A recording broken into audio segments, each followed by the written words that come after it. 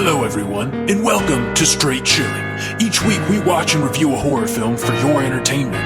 You can send all questions and comments to straightchillingpodcast@gmail.com. And don't forget to keep chilling. Yeah, we straight chillin', serial killing. 5 cold villains on the mic, got you reeling. 5-star ratings from the floor to the ceiling. If you catch a 1-star, no time for feelings. Got a team and DJ, all the ones and twos. By the name Elsevier, so don't get confused. So grab a seat by the fire, roast them all with 2. And prepare to hear the legend of the Straight Chillin' crew. What up, nerds? Welcome to another spooky episode of Straight Chilling. My name is Bob, and I'll be your host for the evening. This is episode number 237, recorded on Monday, October 21st, 2019. Tonight, we're going to be talking about Haunt from 2019. Before we get into the review, let me introduce everyone else on the show. First up, calling in from just outside Chicago, Randy Gandy G. Landy. What's up? What's up? That was a nifty little thing you did with the word Chicago there. I appreciate your enthusiasm. Thank you for bringing it. Do you get the reference? Do you know where that's from? Is that fucking Ace Ventura? It absolutely is. Okay. I know you too well. I didn't immediately know that, but as soon as you said it's a reference, I knew what it was because we know each other too fucking well. You're out of there. There's no reason to bring Ace Ventura into this podcast. I just think we're good where we are with that. Correct. Last but not least, calling in from Southern Korea, we got our boy Soju. What's up, Soju? What up? It's your boy Sojuice. How's it going? Well, no specialty juice tonight. Going back to basics. Souls are going special. back, yeah, boys. Souls aren't special. Everybody's got one. They all suck. They're like assholes. Special soul, Rob. Everyone's got one, and mine is garbage. You talking about your asshole or what? What are you talking about now? I mean, I'm talking about all things, baby. All things to all ruined. People. If it's mine, it's garbage. It's blown out. Mm-hmm. Oh, it's smelly, that's for sure. Spooky season. Boys and girls, spooky season. Only 10 days left. Bob, what are you going to do? I literally don't know. Morning your advent calendar starts on the 31st at midnight. It does. Rob just spends the whole year anticipating Halloween, and then when it gets here for the whole month, he's just mourning its law. Oh, what am I going to do when fucking November rolls around? You just described every year of an older person's life. So congratulations, buddy. We crossed that Rubicon. We're there. Every year is dreading. 10 days left. Oh, man. I'm so excited. Oh, man. It's here. Bummer. 1 year closer to death. Mm-hmm. Here we Cheers. are. Speaking of Halloween. Of death? Speaking of death, let's go ahead and tackle some housekeeping real quick. I want to throw this out there. I'm going to be hitting up Spooky Empire on Saturday, November 2nd in Tampa, Florida. So if anybody's down there hanging out, hit me up and we'll hang out, shake hands, and talk about spooky shit.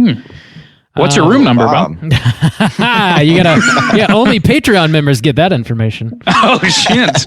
Rob, you bringing the fog hog? Orgies happening? Bringing the fog hog. You gonna fog out the hotel room? He's bringing the fog hog, but it's not the mist maker. That is definitely the nickname for my member, the fog hog. Patreon members get exclusive access to Rob's fog hog. Good Lord. Hashtag harder with Rob. Specifically. God, this is good synergy. Good, strong synergy. It's terrible. In other housekeeping, just a reminder that we have our November poll pick posted on our Patreon website. If you support us at the $5 level or above, you get the chance to vote on a movie we're talking about in November. The theme of November is movies that Juice would hate. The 3 movies that are up there are Rob Zombie's Halloween 2, Rob Zombie's 31, and Rob Zombie's The Devil's Rejects. We had a tie last week It has been How those broken. numbers looking, Bob? 30, Oh, is it broken? Yeah, 31 is now in the lead, just barely. Whoa! Hey, Devil's spooky Rejects. season. People getting wistful for that spooky season ending already, like It's- Bobby. That's true. Devil's Rejects Is next. 31? Mhm. What's the? I don't even know the theme of 31. Like, what's it based around? It's Rob Zombie does Halloween without Michael Myers. Oh, really? So it is It's- Halloween themed. Okay. Yeah, I mean, Halloween it takes themed. place on Halloween. It's not incredible. It's not. Yeah. Yeah, it's Okay. it's like this game called 31 where people try and murder you in a maze. Basically, you got to try and not get murdered, and it's bad. Sounds like pretty dumb to me. Yeah. So you got 10 days left to vote on that poll pick. Make sure you get your votes in before the death of fun, also known as November 1st. Juice, do we have any YouTube or Twitch news? Yeah, on YouTube, an exclusive new video from Shaboy Randy Gandy G Landy and our boy Anthony from Something Ghoulish shouts out. But yeah, great job, Randy. I want to say you posted your video. this Shower week, me with your praise. and it's a little John Carpenter quote that you have animated, and it is narrated by Anthony from Something Ghoulish. Really awesome little clip. Yeah. Definitely check it out. It's on the YouTube, and that's youtube.com/Straight Chillin' Podcast. And it's up on the Facebook. I think, Bob, you got it on the Instagram and everything, right, too? Yeah, it's pretty much everywhere. We got little teasers. So check it out. So check that out. Perfect for the spooky season. Still playing through Blair Witch Project. I think I'm like almost done. There's like 16 chapters, I think, and I'm on 12. So I might finish this week. If you want to watch me get spooked out on the Blair Witch Project, you can watch live at twitch.tv/Straight Chilling Podcast. And then afterwards, I upload the streams onto the YouTube. So you can check it out there as well. And I think that's about it. Cool. Very cool. So another week means another raffle. Another benefit that we're doing this month is every week we are raffling off a bundle of movies. The only thing you got to do to join the raffle is support us on Patreon at any level.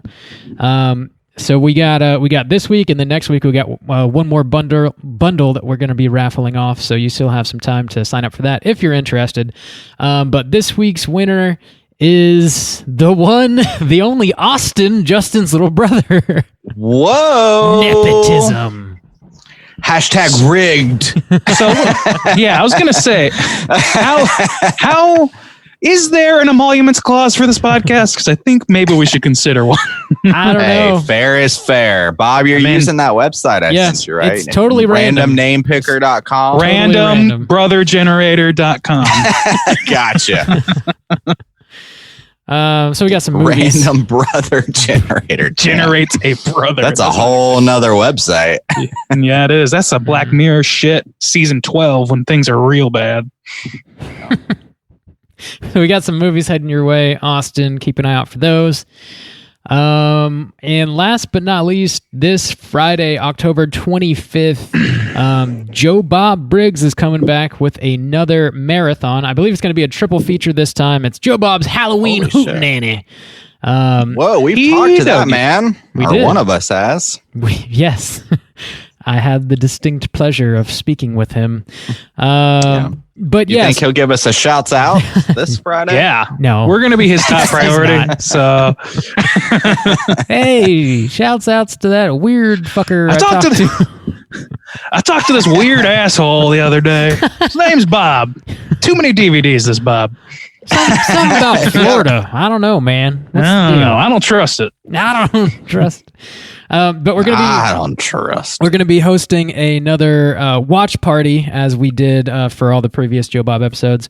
So that's gonna be airing at 9 p.m. Eastern Standard Time this Friday, October 25th. We're gonna post a link to join the watch party just a little bit before showtime. We've used Rabbit in the past to facilitate the group watch, but I don't even think Rabbit works at all anymore. I think they went out of business. So we're going to be using a program called Zoom, Zoom, which is free, but you do have to, if you're going to be watching on a tablet or a phone, you got to download the free app. Or if you're going to be on your laptop, I think you just have to log on to the website and create a little profile for yourself. So yeah, we'll post a link to join that just before showtime, and come hang out with us, get down on some Joe Bob this Friday. What's he talking about? Do you guys know? I know he always keeps it secret. Has he been hinting? Kind of hinted at Halloween. Yeah, he's made some major hints at Halloween, the John Carpenter franchise Halloween, presumably. But he's also seems to be a big fan of misleading people, so we'll see. Hopefully it's the Rob Zombie Halloween. That's the twist. Oh, hopefully. Man, I'm sure he might be able to make those movies watchable. That would be better. That would be better with him. It would, for sure. I mean, unless he's like just gushing about it, which I just can't imagine. No. I just can't imagine that would be the case. But whatever. Could be. It wouldn't be. We'll find out. But yeah, that's all we got for housekeeping. Let's go ahead and jump over into what we've been watching this week. Hey gang, what you been watching? Yeah. What have we been watching? Hey Randy, what you been watching? Boys, I finished up that project this week, and so I managed to find myself a lot more time than the last several weeks to watch some stuff. Congrats, so I crammed in as many spooky season movies or spooky movies as I could. So I rewatched Silence of the Lambs, and I tried to watch as many things as I hadn't seen before as possible. I rewatched Silence of the Lambs. That's the only thing had already seen before. Finally got around to watching Taking of Deborah Logan, which was kind of lived up to the hype. I kind of like that movie came out and I didn't really have any expectation of it being different than any other Exorcist type movie. Like whatever Exorcism of type movie. But it's got a little bit something extra going for it, I would say. And I think it's just pretty effective acting from the lady playing Deborah. I also finally saw Body Bags and saw my boy John Carpenter doing like a hosting gig, which I'd actually forgotten that aspect of it. Like when you told me about this movie, Rob, you would like, that's what sparked my interest, but I just happened to see it on Shudder. I was like, oh yeah, I forgot. I wanted to see this for some reason. And then John Carpenter's the first thing you see on screen. I was like, that's why I wanted to see this. And It was fucking crazy. It's him and Toby. Mm-hmm. It's Toby, right? Yeah, I always Toby. fuck this up. Yeah. Always. Huh. I always want to say Tobe because I'm a dumbass who reads phonetically. Tobe. My boy Tobe. What's up, Tobe? There's a guy named Tobin, so why not? I also finally saw Job. Yeah, you should call this a Job. Yeah. Behind the Mask. Finally saw that one, which was pretty good. I think some of the acting was a little bit. It could have been tightened up. I think could have kicked the tires a little more. But what year did that come out? I actually meant to look that up. That was like early 2000s, wasn't it? Yeah, like 2009. So it was like I guess sort of like doing a similar thing to Scream, where not exactly similar, but sort of like self-recognizing the genre of slasher films and sort of building on that. And it really wasn't exactly what I expected. I mean, I knew that it was like sort of self-aware and semi-humorous or whatever, but it went sort of a different direction than I expected, and I had a good time with it. I think. Finally saw The Exorcist 3, which was okay. It was okay. Yeah. I mean, I've heard people that like really claim that's one of the scariest movies of the 90s and shit, but it didn't really frighten me. But there were some pretty good performances in there. What's his name? Fucking Chucky. I can't think of his name. Anyway, the acting was pretty good. It was fun to watch. I thought it was a decent continuation of that story, unlike The Heretic, which wasn't so good. But not The Exorcist 1. It's just not. Sorry, Blatty. It's not as good. Yeah. Saw a movie called Fractured, a Netflix film. Have you guys heard about Fractured? It's more of a thriller, I think. No. By their standards. So it's a reasonably predictable movie, and I could see why it hasn't gotten a lot of buzz in the horror community. But it's like a guy takes his daughter who gets in an accident to a hospital with his wife, and then his wife and his kid just disappear, and they just don't show back up, and he's trying to figure out what happened to him, and they're pretending like he's crazy. and all sorts of shit's going on. And it's like it's like kind of the is he crazy? Is he not? Sort of thing. The whole movie, something going on. Yeah. Is there really something going on, or is there something in his head going on, and we just don't know? And it's a reasonably predictable movie overall, but it was fine. It was fine. I will say that I don't regret watching it, but I also don't heavily recommend it. And then watched a movie called The Heretics, which I believe is definitely a Canadian movie. I didn't have to look that up. I could tell by the accents. Which was fun. Sort of a similar thing to The Fractured. A little more horror-oriented, though. It's a little bit Exorcist, a little bit cult movie. Well, a lot of it cult movie. Little Rosemary's Baby thrown in there, but with modern horror sensibilities. It was fun. And then watched Troll, the 80s movie Troll, which I had not seen, and which features a character named Harry Potter, which kind of blew my mind. Randy was texting about that this week. Yeah. And then he has a son named Harry Potter Jr. No, that is kind of nuts. Which is definitely going to be J.K. Rowling's next book. She can't let it go. And then Harry Potter Jr., within the course of this movie, is trained to become a wizard by a witch. So, J.K. Rowling. Damn. What you doing, baby? What you been watching, Troll? she seen that one. What's going on? She synced it. No, I wonder, like, how common is the name like Potter in England or like Harry? Well, Potter, this was an American movie, a deeply American movie. Oh, okay. Wow. Yeah. All right, never mind. It was very silly. It's completely silly movie, but not as silly as Troll 2. But that's another story. I will say that like.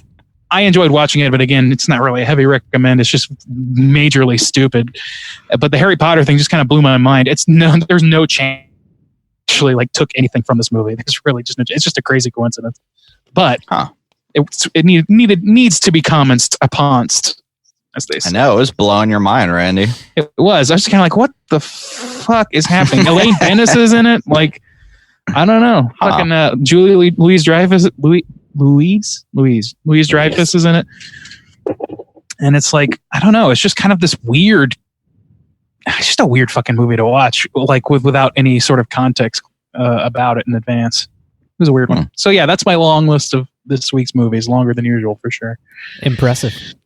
Juice, what you been watching? I rewatched Haunting of Hill House this week, so that's pretty much what I've been watching since it's like 8 or 10 episodes. I don't know. I can't remember. So I watched them all this week.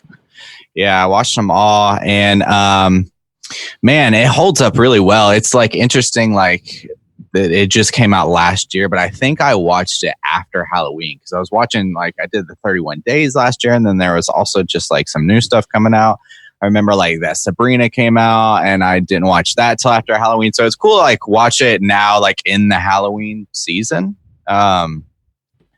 And it holds up really well. And it's interesting too, because Flanagan is starting to do like more and more stuff. So one thing I noticed was like, oh shit, that's the fucking shitty dad from Gerald's Game or whatever. Like I forgot, like he's just like, he's like, you know, starting to like, you know, he's got his own like kind of players or people. Yeah. That he's, and so I'm not kind of like connecting the dots now that he's like doing more and more stuff. So I watched that this week and it was good. I'm like intrigued about that second season, which I assume will just come out sometime next year. But yeah, the first season's really good and holds up really well, actually. That ending is still peculiar, but I think like knowing it's coming like helps a little bit. It does take a little of like the intrigue away from like, oh, what's in the room and stuff throughout like the series as a whole.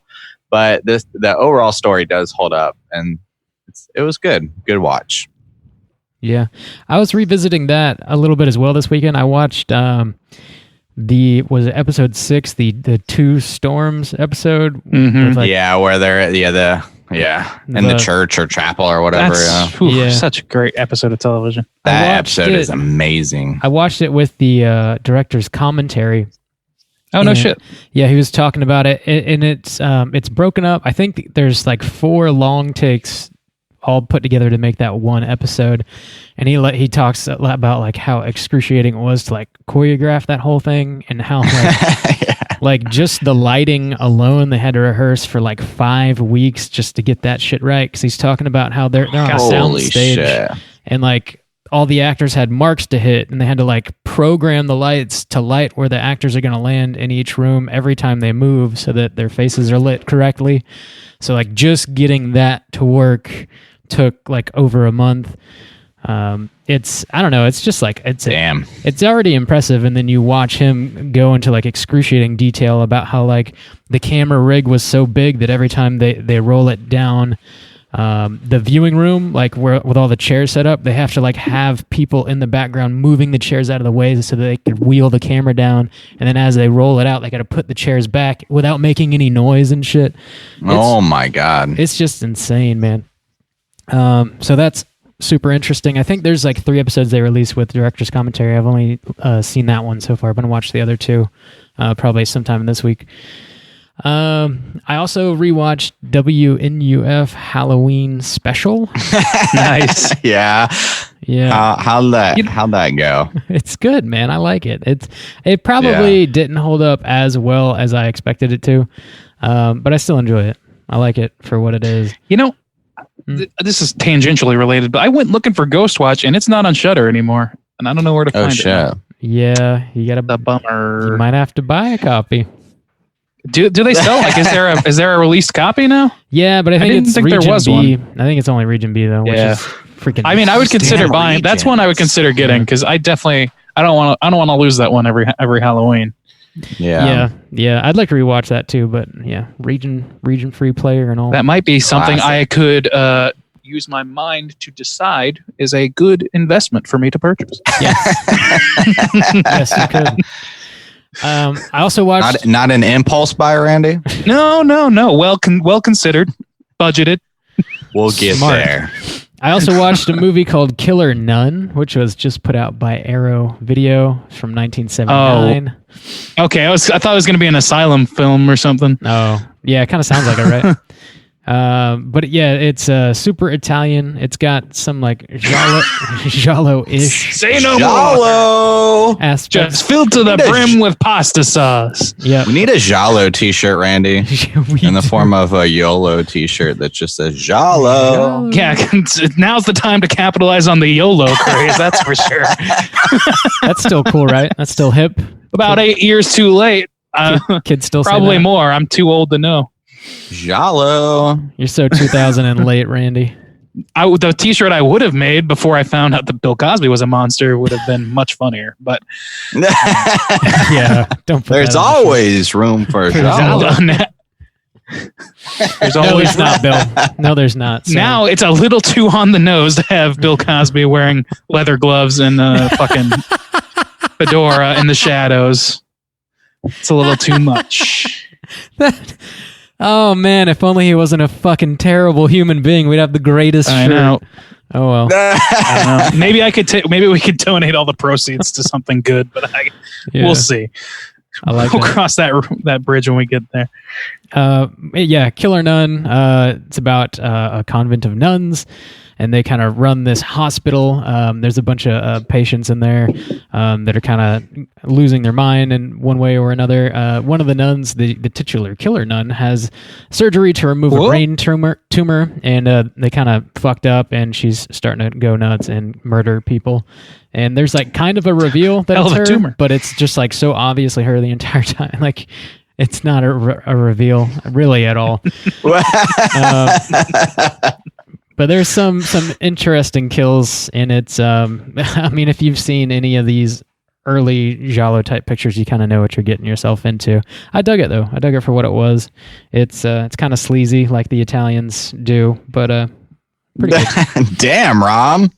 Con Italian sleazy. Is that what you're saying, Bob? Whoa! Not all of them. Xenophobia is not welcome here. And I think finally, that's what you're saying. I did make a pasta joke earlier. Yeah, Fuck you me. did. Finally, Pieces of shit all around. I watched Rob Zombie's 3 from Hell and did a mini cast on that. So check that out if you want my my thoughts. It's there for you. Yeah, that's all I got this week, I'm gentlemen. guessing glowing. It's super. It's so good. It's really, really good. Let's go ahead and jump into the main event. We're talking about Haunt this evening, and start off with the back of the box. What's on the back of the box? 2019, like I mentioned, this movie was written and directed by Scott Beck and Brian Woods, who had previously written A Quiet Place, a little movie called A Quiet Place. This was also produced by Eli Roth, and Shudder picked it up. Shaboy.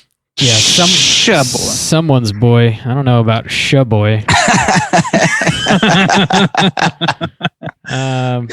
But yeah, Shudder picked it up. It's going to be hitting Shudder. I don't know exactly when, but you can keep an eye out for that. The plot synopsis is as follows. On Halloween, a group of friends encounter an extreme haunted house that promises to feed on their darkest fears. The night turns deadly as they come to the horrifying realization that some nightmares are real. Or really just all of them. Pretty much all of them are. So all nightmares are real. Heard it here Rob, first. don't add your own commentary to the back of the box, okay? That's not on there. hey. We're box truthers over here.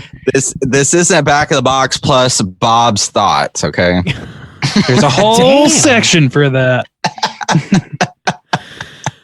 Well, I'll just. We're trying to be professionals here, Bob. Are you? We are Is that what you're trying to do? This is going to be for some reason, this is just dogpile on Bob Day. Yeah. This is going to be the. Here we go. This is going to be the one where Rob's I don't know. We're like convinced 30 minutes in already, or so. I don't know. I don't have a timestamp, but I don't know. We're doing pretty good. Oh.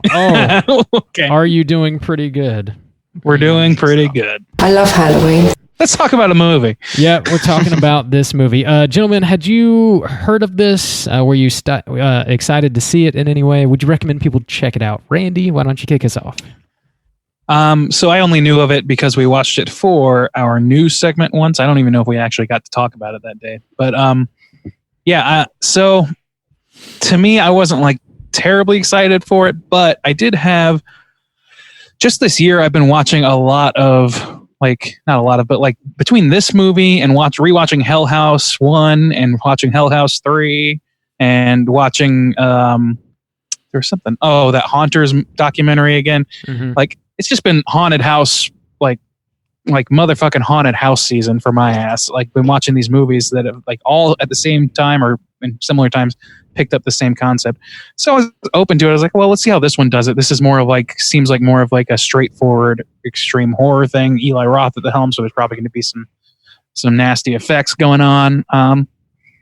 And yeah, I guess I would recommend it, but I wouldn't recommend it for its current price. It's right now, it's a fresh release. It's $6. Damn.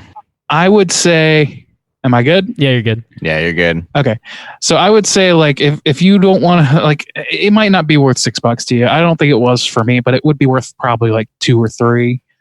So I would say if you really want to watch it, go for it. But otherwise, maybe give it a year, and it might even be like Netflixed by then. Who knows? Yeah, it's going to be on Shudder probably like next month or something. So yeah, just wait. Is it a Shudder movie? The stream. Okay. That's right. It is. It's produced. I feel like such a shitbag sometimes.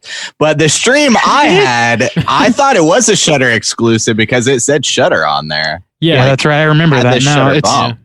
I actually thought that too. When I saw that, I was like, oh shit, did I spend $6 on something I could have watched on fucking Shudder? Yeah. Thankfully, that was not the case. Cool. Juice, what about you? I agree with Randy that I would not spend $6 on this, but for free $50, it was a fun little Halloween watch. It was cool that it was kind of like set around Halloween. I would like. It's a mix of like some movies we've talked about, maybe even like this year. It kind of reminded me of just a more like grittier, like spooky themed escape room, kind of, because it's like a haunted house, but like kind of the goal is like, can you get through and survive essentially? So it was a lot kind of like that. And in the same vein, I remember we kind of landed on escape room being like pretty like medium, like like this kind of falls in that. Like I'll probably forget it eventually. Damn. And I mean, to me, there's not a whole lot that like sticks. I mean, there's a couple things that like when you talk about it, will like jog my memory, but It's fun for the season, but yeah, it's not worth the $6 or whatever. And it's nothing like, it's not groundbreaking or a fantastic film or anything. It's all right. It's fun enough. You know what was interesting? You said escape room. I thought the same thing, and the reason is because it doesn't really the haunted house in this doesn't really operate the way I've ever experienced a haunted house operating. It's not like a walkthrough so much as it is like you stop in each room and then shit happens. There aren't even scare actors for most of it. And you gotta like figure shit out. Yeah, well, and then eventually there is something, that room that just says escape room on it. So, yeah, it does end with a literal escape room, but also I think they're not totally worried about making it legit. They just want to murder some folk, you know? Yeah, no, I mean, I get, like, I can look past it. I just want to, like, the feel of it definitely doesn't, like Hell House LLC definitely did that more true to life, and it just kind of was something that kind of stuck out for me. I feel you. I don't know. I obviously like this more than you guys did. I think it's worth $6 checking it out. Also, you know, if you have Shudder, just chill out and wait for it to hit Shudder in like, you know, a month or something like that. Yeah, do that. Yeah. Yeah. I enjoyed it, man. I had a good time with it. I mentioned a movie a little while ago. I think probably last year. It's called Extremity. It's put out by Dread. It's kind of similar to this. That was the first movie I had ever watched that sort of explored this idea of like the extreme haunt. But the kind of twist with Extremity is the girl that enters the extreme haunt ends up being more than the people that are trying to torment her can really handle, which is kind of a cool spin, I think. So if you do watch this, you dig it, you want something kind of similar, I'd recommend checking Extremity out. And I think that's actually streaming on Amazon Prime if you're a Prime subscriber. So it should be pretty easy to find that one. But yeah, I like this movie. I recommend this movie. Yeah. So let's go ahead and drop the spoiler warning. We'll talk about the rest of it. Randy, if you'd be so kind. Spoiler warning. Thank you, sir. Yeah, I don't know. I think this movie starts off pretty great. Like on Halloween night, someone throwing a pumpkin at the door, it exploding. It starts out very Halloween porn. Very much so. The opening of this movie, it kind of like it kind of not put me off, but I was like on guard. I was too. I was actually surprised at how. No, I'm serious. Like that, because it seems like Randy. It seems like it seems kind of at first, and you're worried that man, we're gonna have the same dumb characters, and to some extent, you have the same archetypes, but they aren't insufferable. Like for the most part, they're not entirely stupid, and there's some secrets to uncover and shit like that. Like even through like the party scene, because like so it's this girl and her like roommate, and one of the girls like boyfriend's real shitty. He throws a pumpkin at the door and he's beating her and stuff like. And like we don't see him beating her, but like they have a discussion about how he beats her. Yeah, and like he's an alcoholic to break up with him. Yeah, and so they go to this Halloween party and like they meet this other guy. Like it's just so pedestrian. No. Jejun stains. I can smell your farts through this fucking earphone. They do have they have the obligatory Night of the Living Dead playing on the TV too. I know, man. Every damn movie. Yeah, poor Romero. So much lost money. Yeah. Free 50. They found the stream. Am I right? Dude, living overseas, you gotta work with what you got. I know. Just breaking your balls. But it did get better, luckily. Or like but yeah, so they go to this Halloween. Yeah, they go to this Halloween party. They had some good I think early conversations. Like the conversations between the roommates are pretty good, I think, at first, about specifically like her making excuses for her boyfriend, kind of, or not being able to like move on or whatever. Like they set some things into motion without it being like unbearable to watch. I think I also appreciated that, like, oh, I don't have a costume. Oh, well, your Little Red Riding Hood. I thought that was like, okay. I mean, it's a little silly, but I don't know. It added something to it for me. It gave her like, okay, so this is how we're characterizing her as sort of a babe in the woods, too naive to deal with her real life and hardly able to deal with social life because baseball player, like the baseball player guy, frat boy at the frat party calls her over. And then he calls her over. She's in a booth. She has to crawl under a table to go over to him. And she's like, oh, okay. She goes over and she's like, hi. And he's like, oh, did you need something? And I was like, is this guy negging this girl? Is this the fucking game? What's happening? Like, is he gonna wind up being a douchebag? And they didn't go that route. So it made me feel less like icky about our protagonists. He was just ordering a beer. Who orders a beer like that? Is that a real thing? I know. No. That's not also that's a movie quietest frat party club I've ever heard in my life. You cannot have a conversation at a reasonable volume like that in any club in America. Also, that one dude just comes busting in and just like throwing drinks around. Yeah, what the fuck is up with that guy? He was trying to be a human centipede, and the other two human centipedes bailed on him. I'm like, how the fuck could you even? Like, even if you had those two people there, I don't understand the logistics of that costume. And I was prepared for him to be like the shitty, cowardly, fat piece of shit.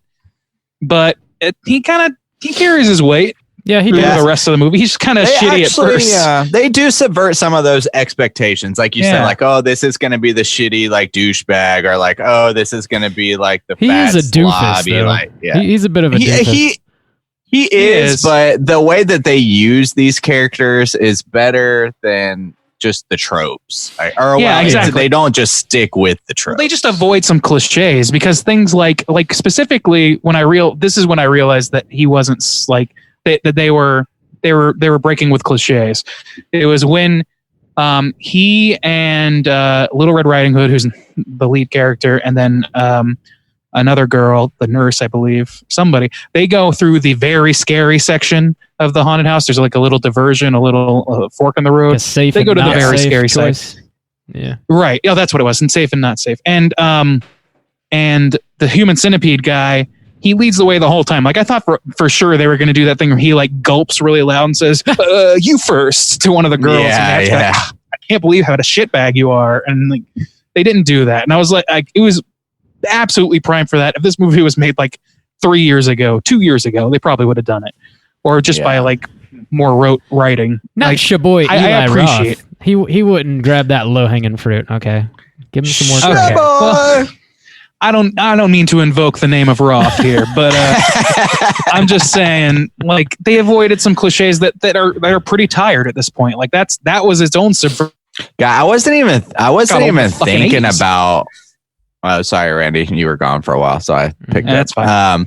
I wasn't even necessarily like thinking about Roth throughout this movie, but now looking back, I'm like, oh yeah, it does kind of sour some of the things a little bit because there is a little bit like there is some kind of low hanging fruit. There's some things that just like.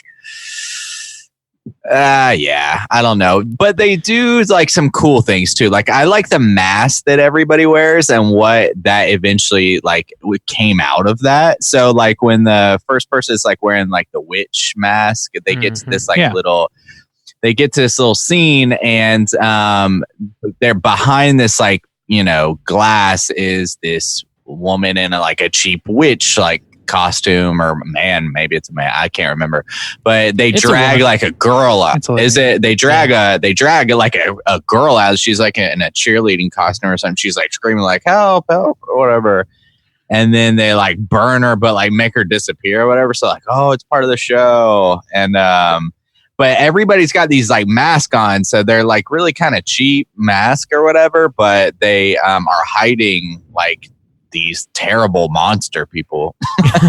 I guess they're regular people, but we don't learn anything about them other than what their faces look like. Yeah, there's kind of a reveal halfway through the movie where there's a guy that's wearing like a devil mask and he's about to kill our main chick with his pitchfork, and she says like, no, I can't remember the boyfriend. Sam, I think was her boyfriend. Sam, like no, she Sam. thought it was abusive boyfriend. She thinks it's him because she saw him earlier in the night at the club. I or thought someone it was dressed just- similarly. I thought it was just a slip of the tongue because she had been getting beaten by him, and it was Oh, just like a reaction that she had. Oh, I didn't think about that. I but- thought she like assumed it was him because she saw him earlier. I thought it was an accident, but the guy. I thought she thought it was him too, but yeah. The it doesn't matter. guy, he like doesn't kill her, and I he like that takes better. his mask off and leans down and like is intrigued by what she had said, and he goes, who is Sam? But as he takes his mask off, you realize that he's like altered his actual face to sort of look like his mask, like a devil face. Yeah. And that's sort of like a theme throughout the rest of it. Like the witch woman, her real face kind of looks like a witch, and there's a ghost. They've mutilated, yeah. self-mutilated. Yeah, or they're whatever. self-mutilated, like The tattoos. ghost guy, like Mitch, body the modification. Well, the ghost actually kind of does look mutilated, but most of them just look like actual modifications. Like they didn't just like take a knife and carve themselves up or anything. It's Oh, like, I don't know, man. Because like the added clown, he's stuff. scarification. I mean, it depends on what you consider. Yeah, I don't know. Yeah, I'm trying to go through. There's like Definitely there's five? the devil is like tattoos and Yeah. piercings, like that, and He's that's the got, first like, one you those, see. like spiky piercings that come out of the skin. They're not Yeah. like in the skin. He or looks like whatever. that I don't know. Viper guy or whatever, that like from Ripley's Believe It or Not. Yeah, he kind of. He's also does. Yeah. Yeah, he's got the like God. This I've looked into this before. You can like tattoo your eyes black, like solid black. And one guy You who can was just tattoo your fucking shit. That sounds like Yeah, a where That's it's- horrifying. it's like some kind of special thing, obviously, but yeah, it's all Ugh. black. But one guy who's like a big like tattoo enthusiast, he was talking about like how much he regretted doing it because it just makes like, I guess the way the light then hits your eyes, like with white, it like absorbs light, but like with black, it just like he was just saying like I like completely regret it. But so the dude had like the all black like tattooed eyes and so there's the devil, there's the clown, Yeah. there's the witch, there's the ghost, and the hillbilly, right? Those are the five of them. Yes. The And then- the hillbilly the was like chainsaw the guy guy? who was okay. That's the hillbilly, right? Yeah, and then we also see there's like a vampire guy who takes his mask off, and he's actually just a normal guy who's like Oh, that's Yeah. right. just Okay, getting yeah, in yeah. to help them. there's I guess.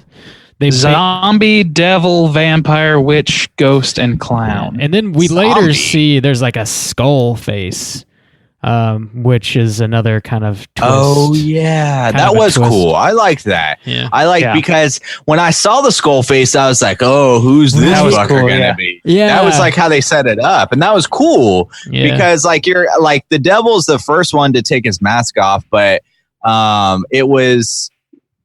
I don't know, like more than halfway through the film, I felt like maybe halfway through. Yeah, I don't maybe know, a little more than half, something like around there. And- yeah.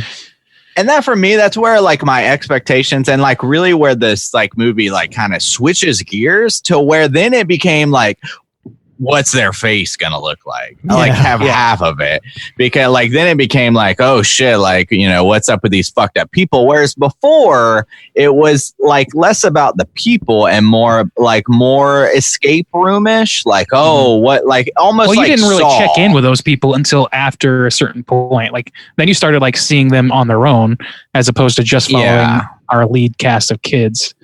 Yeah, it switched like when I first started watching the movie and they first go into the haunt, I felt like it was going to be like a Saw situation. Like, what's the most fucked up traps or what's the most fucked up kills, Yeah. you know? And then halfway through the movie, they kind of switch gears on you where it's like, no, like, who are these fucked up people Right. and like what are they doing and how do they operate and how do they get away with this Yeah. and like what's the deal? So I thought that was cool. I liked did that too. Like yeah, you're right. It was almost like the escape room movie or Saw, or like it could have gone that route where it's like everything is just meticulously planned so that they can have a big reveal at the end. But what it really ended up being is like, yeah, it's meticulously planned, but these are still like thinking sentient people that are trying to escape for their lives, and they're throwing wrench works into the whole thing the whole time. So like they can't anticipate every possible action of this group of kids. So they Yeah. have to kind of roll with some punches, and like you see them doing that as opposed to sort of like being shocked by a lot. Like there's a few points where it's like kind of up in the air, like when they meet Mitch, the ghost guy, and he's kind of like what a fucking Mitch, bastard. and they're like increasingly hostile towards this guy because he's like, oh man, this is not supposed to happen at first. And Yeah, then he's, he's like, like, they're like, timid. you know what? You should take off your mask because you're freaking us out. And he's like, I'll just lead you through this maze or whatever, like go back out or whatever. Totally ignores it. And like, and then of course he traps some of them. I forget exactly I don't want to go through like the who's where of it all. Right. But, Yeah. like people are like all scattered at that point. They split up, they come back together, whatever. Yeah. Right. Or the ones that survive. Yeah. So, I mean, I thought that was all pretty good. It was more interesting to see, like, even though we don't have an idea of who these people are and what their end game is besides just the murder of people, like, it's clear that they have some sort of like cult-like mentality or something, even if it's not a religious thing, because we later meet a guy who's in a mask and they have him at gunpoint. They catch him off guard and he's like, oh shit, I didn't know they were going to kill people. I didn't know. Here, and he takes off his mask and he's like a normal dude. He's like, I don't know, these guys are fucked up. I thought we were just going to run a haunted house. Yeah. And like, you don't trust him. You don't trust him, but he's going through this thing and he's believable enough to where they don't immediately shoot him in the fucking head. And then somebody else, one of the other guys does instead. But he says this thing. The reason I brought that up is because he says this thing where he's like, they said something about like, I can earn my face. I don't know. And it's like, well, okay, yes. So it sounds culty, but let's think about this for a second from this guy's perspective.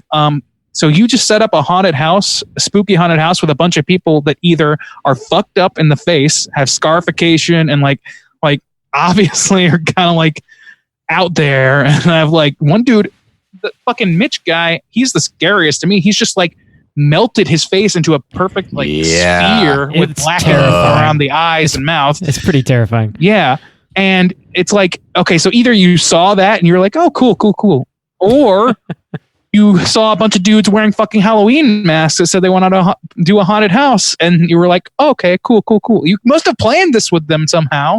Like, well, that's where you like were involved this, in the planning. That's where this movie like kind of.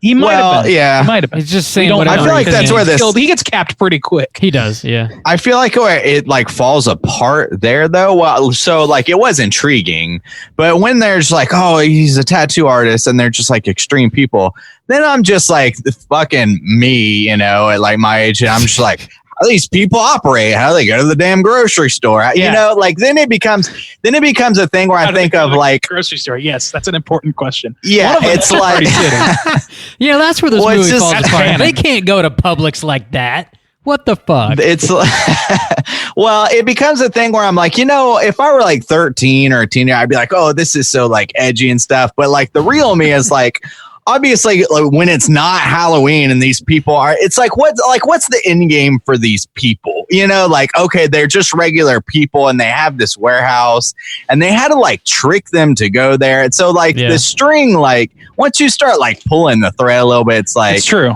Okay. Like, there's so, just like, these dudes and they got this warehouse and like this elaborate trap. And like, when they're not even like stealing money or anything, it's just like, we just want to kill people. It's like, how are you funding this? Like, how do you operate in normal life? How do you this reminds me so vividly. Like, does that really matter? It's of curiousness. It's of curiosity, but it does remind me very much of watching this movie when I worked at a summer camp on a day off. I put on Pee-wee's Big Adventure, which I love. I just threw it on the TV in the shared area. And then this dude comes in and sits down and was watching it with me. He's like, what does this guy do for a living? And he starts like asking all these like questions about motherfucking Pee Wee Herman. I was like, buddy, you have the wrong set of questions. That is nuts. You need to go to the other test. Yeah. So that's where this is a movie where I would say the kayfabe of it all is required to enjoy it, because you're right. Like the minute you start pulling at that, and you want to, because they show enough behind the curtain to where you're kind of intrigued and want to know more about how these people operate. But if you can ignore that effectively, I think it becomes more effective as a movie. Like you just kind of have to look the other way on it, which is you have to work to its detriment for it to work to its benefit. You know what I mean? That stuff was actually answered, for the most part anyway, in Escape Room. And I thought that was very annoying to me. Like the inner workings of like how they make these things and like why they make these. I don't want to know that. It's not interesting. I don't need to know how they make the traps. And honestly, they addressed it a little bit. And I actually kind of appreciated it, because as soon as they were like, oh, they're people. And then when Mitch took his face off, and I was like, this dude can't operate in life. But they were like, they had a guy and he said like, oh, I run errands for them and stuff like that. And I was like, okay, maybe it's just these like weird fucked up dudes. Kind of like, if you kind of take stuff from that movie about the Chainsaw does Swedish that. Lords of Chaos, where they kind of had their own like thing, Yeah. like they had their own place. They're that hard they with go. each And other?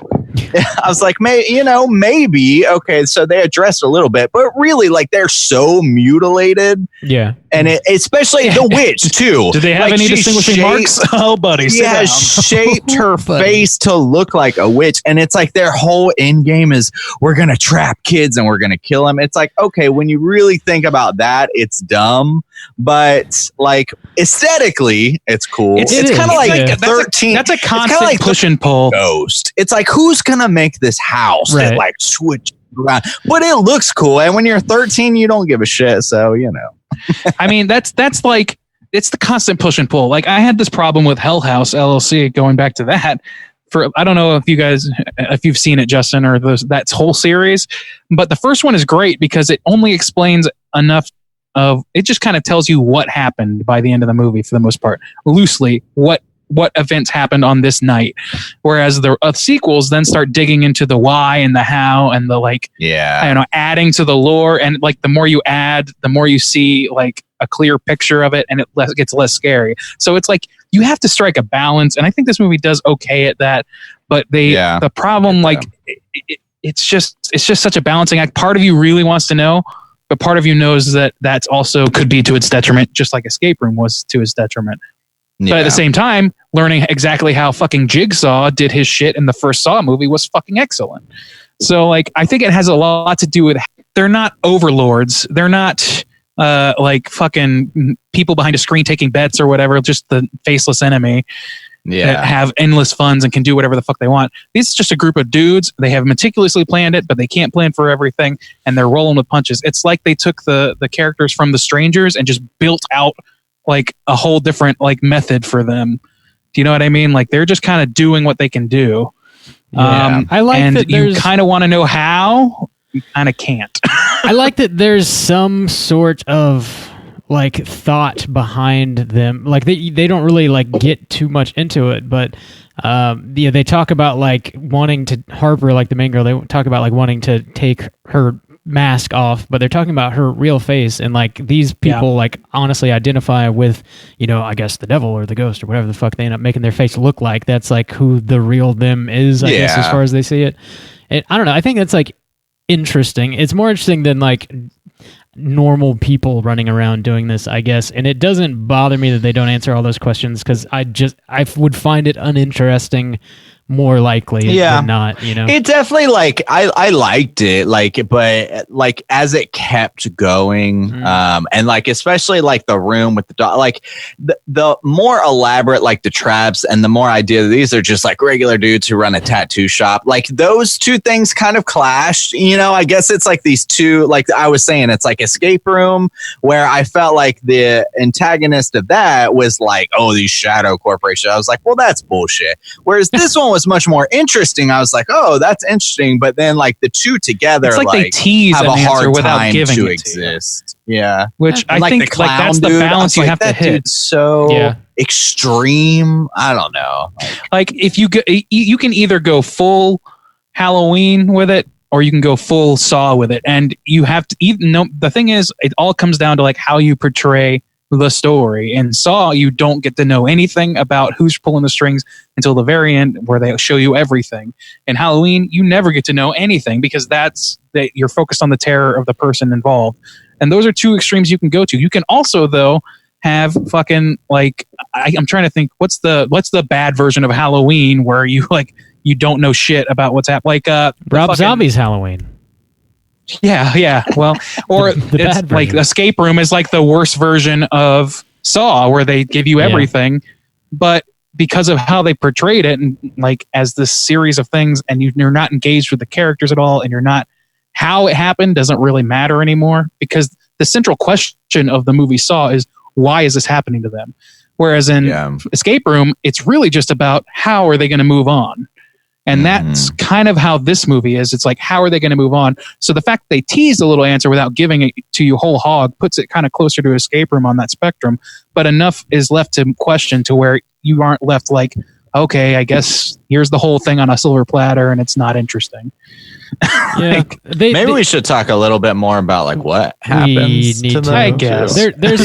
There's one pretty major thing that we need to touch on. It's so Harper, the main character, sort of alludes to something that like bad happened when she was a kid, and I guess through a flashback we find out that her father was also abusive and like would beat her mom. And there's this ring like in the flashback that falls off of her mother's finger as she like hits the ground, and the ring rolls underneath the bed where Harper's hiding, and that's like sort of important to her. And throughout the movie, like her friend borrows the ring and she loses it. She's trying to get the ring back. And there's also like that flashback scene is mimicked in the climax of this movie where she's hiding underneath a bed in the escape room portion of the haunted house, and the devil guy walks in and she ends up kicking his ass. There's a shotgun involved. That was great. Yeah, so they kind of do a decent amount to flesh this main character out. It's not like wildly impactful, I don't think, when it all is tied together in the end. They just gave her some meat. Like, yeah, they didn't let her be a skeleton of a character. Which I like. They gave her a little something. I like that. Which, I mean, yeah, like you said, though, there's not... Thematically, I don't know that it adds a ton. Yeah. Or, like, I don't know that it adds a ton to anything except for her character being relatable or likable in some way. And that has a lot to do with how they're all portrayed as, like, not idiots, not complete idiots, you know? Yeah. So it's kind of that combo.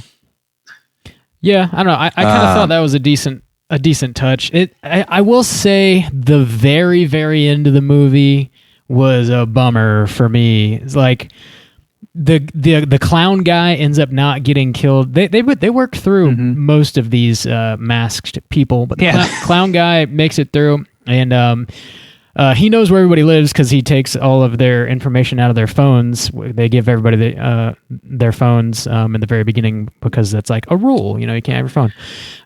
But I would be gone at that point. By the way, the clown guy. Well, I don't know. That's pretty common I think that's pretty common for haunted houses now. I don't know. I think it can be common for you not to be allowed to use your phone to record, so people don't know where scares are. They don't necessarily take it. Somebody tried to take my phone, and it's like, well, I don't need the fun that much. The way they did the lockbox, I don't know. I actually thought it was like pretty convincing because like I've been to I went to like a Dave Chappelle show, and they're like, you have to put your phone in the spot. Like a lot more things are getting to the point now where you're like, you have to leave your phone here, and you come back and you get it. And you're like, okay. Chappelle doesn't fuck around, that's for sure.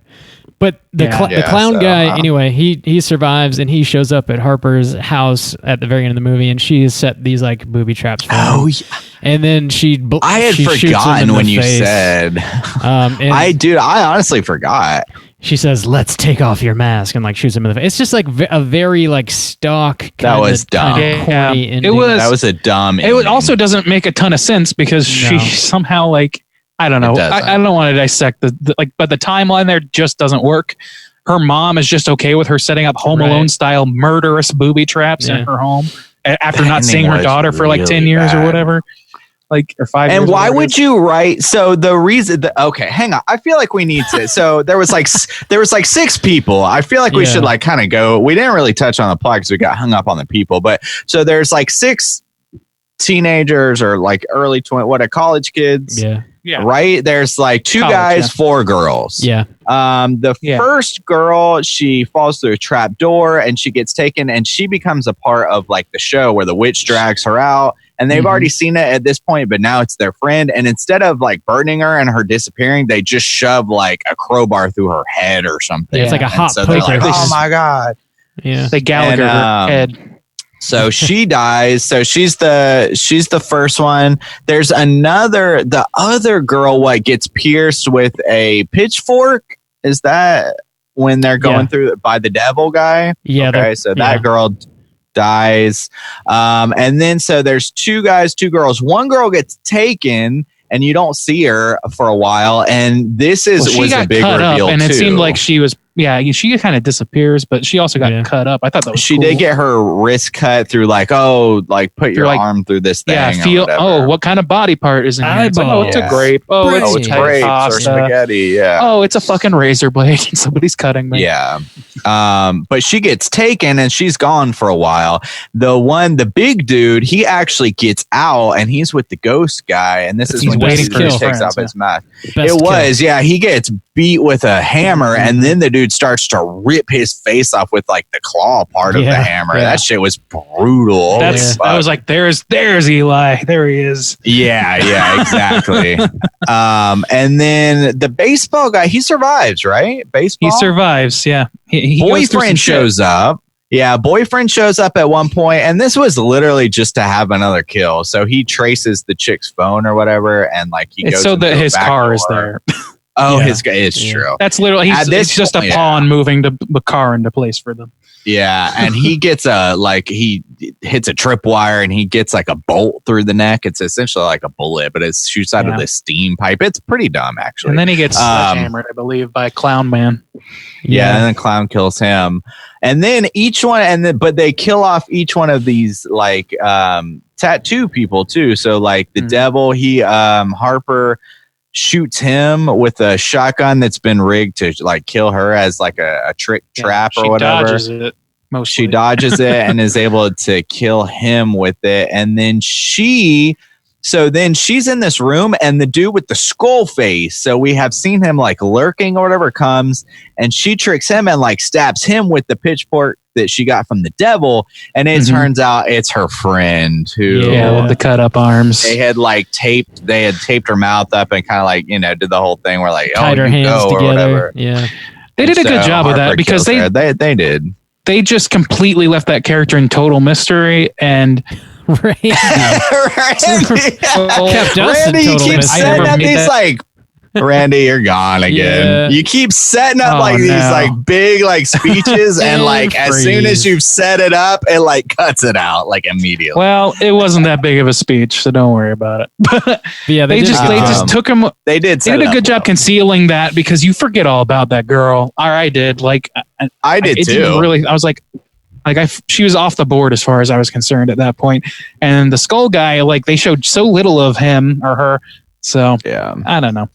And then what happens after that? Then the ghost Mitch is out there like chasing people around, and the baseball player guy, he busts through the wall behind her where the shotgun was set up, which was a dead end, she thought. But he busts through it. It's made of plywood or something, and they start running away that way. But they find out that their cars have been damaged or whatever, and they can't use that. And then they see Mitch the ghost chasing them. And something brings them back in. I can't remember what that was. They kill the witch too as they finally. Oh yeah, they do kill the witch. That was a pretty good kill. Bash her face. That was teamwork. I was very happy with the two of them. As they crawl out of a trap door and they use that trap door to like bash her in the face, and as they do that, the mask slowly starts to break and fall away, and revealing her actual face, which is terrifying. Which is terrifying. Yeah. Like that. How did Mitch die? I don't remember them killing Mitch, I can't like remember it right now. I don't remember now. Oh, Mitch the bitch. Oh no, baseball player I think beams him with his baseball bat or something, and then he gets clawed in the face, doesn't he? They kill Hillbilly that way. Baseball guy has a showdown with Hillbilly like in the fence. So the girl has crawled over like the barbed wire fence. And baseball guy before he goes, they have a gun showdown. Oh yeah, he gets shot. He gets shot like in the shoulder. He brings or something. His lucky bat to a gunfight and he wins. Yeah, he wins. Yeah. So Hillbilly gets beat down with a bat. I don't remember how Mitch dies. I can't remember. Yeah, I don't know. I can't remember either. I don't know. That's pretty much everything, though. I mean, really. That's so weird because he's the most standout guy to me, like out of all of them. Well, and then like we said so the girl wakes up, they get away, and the girl wakes up in the hospital, and so her and baseball guy survive, and the whole thing is like, oh, your friend, he's in another room, and this girl wakes up in the hospital, and she like figures out. It was really dumb. So she has this realization like, oh my God, we filled out these forms and we didn't kill the clown. And for whatever reason, why would this girl, she's in college and she has a house. Like we start off at her house where she has roommates and shit. Why would you fill out a form for a haunted house with your parents' address? Because you're in college. I mean, it's not important, man. I don't think it doesn't matter. I know. But so that's not your permanent address. It's a sorority house. He's gonna come to my mom's house, and so the clown busts through, and she set up like this sticky tack where his feet get stuck, and then it's like Home Alone. He takes off like his shoes or some shit, and he steps on like some tacks, and then she like beats him in the face with like a sledgehammer. He slips on some micro machines, and then no. Yeah, I don't know. Yeah, the ending's sort of lame. Pretty dumb. But we need to rate this thing. Randy, why don't you kick us off out of 5? How you feeling? I didn't hate this movie, and I feel like my score is going to reflect differently than that. I felt it mostly middling. You know what I mean? I think that parts of it were really effective. I appreciate it could have done a lot worse. It could have done a lot. But they took a couple turns that I didn't really anticipate, and I got to give them credit for that. I think that the performances were fine. I think that the characters were at least relatable to the point where they weren't making every dumb decision that everybody could possibly make. And at the same time, it kind of broke format after a while, which I appreciated. The spooky faces were spooky. I don't know. I give them credit for all that stuff, but at the end of the day, it's all spectacle. There wasn't a whole lot more to it, and the ending is kind of building on a story that just wasn't there. I think, I don't think there was enough of her this is the girl coming to her own, which is like a classic horror trope or whatever. But I don't think they earned it really. And the way they handled it is so silly at that point. I think that the more you see with this movie, the less it makes sense, and the more you're like, well, I mean. Okay, I guess you gotta ignore a lot more as time goes on. So for me, I would put it at I'm gonna give it a 2.5. I was gonna give it a 2, but there's a lot to like about this movie. There's just not a lot to make it memorable. There's not a lot to help it escape mediocrity for me. I think that the story is just kind of it's not about the story really. It's they add something to give you something to cling to a little bit, but it's really just about watching these kids get fucked up or whatever. And there's nothing wrong with that, but that's, the better movie for me in an ideal world would add to that or it'd have something extra going on. So 2.5, it's fair. All right. Juice, what about you? Yeah, I'm right along those lines too, where I was guarded and then they were able to get me off or lower my guard, and I was able to. They got me off. You want to get off with me? Want to get off? Oh yeah, I just got off right there. Every episode we talk about Sunny in Philadelphia. Continue. That's great. Pretty much. Yeah. Fuck, what was I saying? But they managed to draw you in. Yeah, I was able to enjoy the ride. Once it's not a thinker. You don't want to spend a lot of time thinking about this movie. The ending blew it. It was kind of pretty dumb. And it is really forgettable. I don't think I'll ever have the urge to watch this film again. It would take somebody throwing it on, which I don't seem likely either. I don't think anybody's gonna be it's 2019 when we gotta watch this movie, right? It's pretty forgettable. Yeah, I'll give it a 2.5 as well. It's pretty medium. It's extra medium movie. Juice is copying my paper again.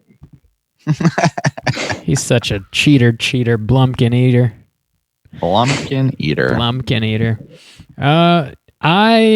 Like I said in the beginning, I definitely like this more than you guys do. I mean, it's not changing the game or reinventing anything in any way, but I think it's a pretty fun watch. I had a good time with it. The characters are relatively well written. They're not amazing. I think the villains are pretty intriguing, and maybe they're not fully fleshed out, but I don't think that's necessarily to the detriment of the movie. The haunt and the kills are pretty dope for the most part. It's set on Halloween, which is obviously a plus for me. I don't know. I don't have a whole lot of negatives to say. I guess like the thing with Harper's childhood is like it feels like a little half-baked. The very ending, like I said, with the ghost is pretty lame. That felt like a studio note to me. Like you gotta end with something big and boom. Something's gotta explode at the end. Yeah, And boom. You gotta have the whoa whoa whoa whoa whoa at the end. Like, Every producer in Hollywood sounds exactly like that. you gotta. Where's the whoa pow pow pow at the end? That's You gotta shit. give it a little sauce, you know? The pizzazz, the chutzpah. Hollywood is centered in the middle of Brooklyn in the 80s. Where's the Andrew Dice Clay is the strongest, is the leader of Hollywood. I don't know. Can we have the ghost say, "Hey, I'm walking here" or something? I don't know. Yeah, the ending was off. But other than those two things, I don't really have much negative to say about it. I thoroughly enjoyed it, actually. I'm going to give it a 3.5. Like I said, they're not reinventing the wheel, but for what it is, I think they're pretty successful in it. Yeah, solid pick. So that's going to put our aggregate at a 2.8. And let's go ahead and jump over into our Rotten Tomatoes segment and see what the critics and users think about Haunt. Randy, Certified fresh to death. take it away, Juice. All right, let's hop in here. Haunt 2019. Thanks for the shouts outs, or like the heads up. Not shouts outs, the heads up, because there is like a 2014 Haunt or something. Yeah. There's a couple Haunts. This poster is cool. It's all the mask. I wish I had it on my wall because it's all like the mask that the guys wear: the devil, the ghost, the hillbilly, the witch, and the clown. So that's pretty cool. So there are 37 critics who have rated this on Rotten Tomatoes. So let's go around the table, see if you boys can guess what the Rotten Tomatoes score is. Randy, kick us off. Jesus, I don't think that people are gonna be terribly kind to this movie, but they'll probably see some of the same value that we did. I hope. I'll put it where we put it. So that's what, almost a 3. So say 60%. Okay. 60%. Rob, what do you think? 56. 56. Okay. Very specific. Yeah, Randy is going to take it. It is a 68%, but I guess since the numbers are so low, it's not certified, or maybe that's not, maybe 70%. But it's fresh, not certified though. 37 counted. The critic consensus is, okay. I just want to make sure I read this right. That's promising. Okay. Haunt is spooked by the spirits of its obvious influences, but still packs enough thrills and chills to satisfy horror fans up for a haunted house excursion. Okay. Sure. Yeah. Yeah. I'll take it. So, yeah. So 68%. Let's hop into the audience score. Oozer ratings. 7. Oh no! This movie is doing good. 7 people have seen and rated this film on Rotten Tomatoes. So we know for sure there's at least 7 people in this movie. So, Rob, we'll let you go first. What do you think? What do you think the 7 people have rated this? I'll take the comedy number of 69, please. 69. Okay, Randy? I think that the people who are reviewing this are probably pretty sympathetic to it. People who seek out to review it on IMDb. Okay. I'm going 85. 85. Randy's going to take it. Hey. I think all of the actors in this film hopped on Rotten Tomatoes real quick. It's sitting at 100%. Damn. What? from all. It's 7 people. I mean, yeah. It's still preposterous. yes, it's- Perfect movie. I guess it's 100% of them liked it enough to give it a Yeah. positive review. It's a perfect movie. Yeah. One of the top critics that rated this negative. I like this. Clever girl. He said, "Feel free to ghost haunt." I thought that was pretty funny. Okay. Oh, the kids say that, right? That's what the kids say? Ghost? Ding yeet. That devil's looking pretty lit. Oh, hey. Whoa, whoa, whoa, whoa, whoa. It's got a lot of Jalo.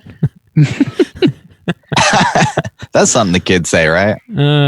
Something Oh, somebody yeah. says. There's always room for Jalo. That's what they say. Oh, yeah. They all get that reference, and they're comfortable saying it. No one is made uncomfortable at all by that ever. Nope. There's always room for Jalo. Oh, Mr. Tool. Ooh, spot. Is Bill Cosby here? Spot on. Get used to it. Get used to it. Randy, do we have any trivia for this? Not especially. No, I say we skip it. All right. Let's Randy's shutting that shit down. skipping trivia tonight. You don't want it. The only trivia that I would say is fucking the devil guy was the same guy who played Bagface, the Bagface killer in The Strangers. Oh, that is kind of cool. Actually. Oh, that dude's tall as shit. He's a tall dude. It's not tiny. So that was pretty cool. Yeah, okay. I'm saying, see, I like that trivia. Good Yeah. job, Ryan. Solid trivia. Thank you. Good job, Randy. Let's go ahead and talk Cooters. Cooter of the week. There it is. Yeah. I don't know. Yeah. I'm trying to think of who might be a Cooter of the week. I don't know if anybody really fits the profile exactly. I mean, unless we're just going with straight up just, oh, they murder people, they have fucked Yeah. up faces. Like the appearance thing, all the monsters have that down. Yeah, maybe. I mean, All we the don't killers know that. see the boyfriend much at all, but Sam could potentially yeah. be a pretty big Cooter contender. Sam, aka her dad incarnate. Right. Yeah, Yeah. exactly. Yeah, we don't see a lot of him. No, not really. Mitch, We just know he beats his Mitch wife. is high up on the manipulation scale, I would say, and his Oh, yeah, Yeah, definitely. And that's his true, that's attire, we could give him a attire. Yeah, Oh, 'cause all of his them face have is attire and appearance. fucked. None of them hit his the face new spoke of patheticness. Really. I don't. At That, least- that except hasn't for been- Sam. That hasn't been totally added yet. Oh, I thought we were on board now. we I'm don't- sorry. I don't know. I'm sorry. I thought this was America. Oh, I'm sorry. Oh, I'm sorry. We got to flesh Oh, that where out. I'm sitting. Fucking Korea over here. I'm an expat. Whoa. That's what we sound like. Man, you guys are just really on your impressions today. Killing it. So, yeah, I don't know. Yeah, maybe Mitch. Mitch is a pretty big cooter. I feel, even though I don't know how he dies, I feel like he's kind of a bish. Like, I feel like he Old dies Mitch the bitch. I don't know. He claw hammers some dude's face off, like and Mitch the then bish. Yeah, but I feel Who like he hasn't probably done that? punched him or something. You know? Like he didn't. I feel like always room for Jalo. let's see. Maybe the clown. I wish we got a little more of the clown. Mitch is the only one where we really like has some kind of personality. Well, he's the only one that these speaks guys. besides the devil guy. Yeah. The devil guy has some Yeah. personality too. He's just like very like, I don't know, very into his own mythos. Yeah, I get. Yeah, because he talks like this. That's smarminess right there. Mitch like talks like a really. He's like the way he Hey, talks Mitch. has got that patheticness a little bit. He too. wears It's like, sneakers. he's like, oh, somebody's hurt. Oh, like let's help. That's not supposed to happen. Oh, We're not supposed to hurt people. Oh. He talks like fucking Morty. He feels. Yeah, kind of. He feels like Oh, a cooter. jeez.